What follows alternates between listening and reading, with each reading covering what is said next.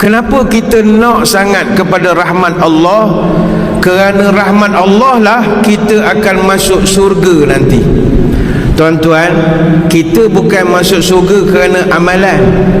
Kalau masuk surga kerana banyak amalan, tukang sapu Masjidil Haram lebih cepat masuk surga berbanding qadi-qadi, banding mufti-mufti. Sebab dia menyapu pun depan Kaabah, hari-hari memandang Kaabah. Kita masuk surga bukan kerana banyak amalan. Dan ini bukan nak suruh tuan-tuan jadi malas pula beramal, tidak. Kita masuk surga kerana rahmat.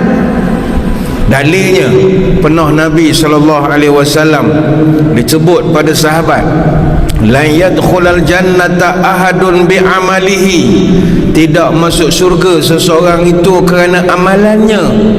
Qila wala anta ya Rasulullah. Sahabat tanya, sudah, tuan pun sama ke ya Rasul?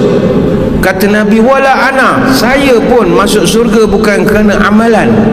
Illa ayyatagammadani Allah birahmatih, saya masuk surga dengan rahmat Allah sahaja. Hadis Bukhari Muslim. Bahasa mudah begini, kalau masuk surga pakai amalan, mu'allah tak boleh masuk surga. Mu'allah apa amalan dia?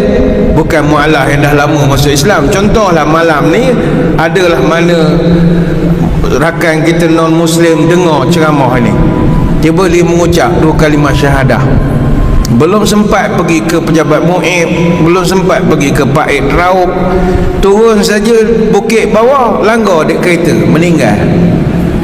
Tuan-tuan agak dia baru lepas mengucap, dia mati masuk surga ke tak? Masuk. Sebab dia mengucap la ilaha illallah.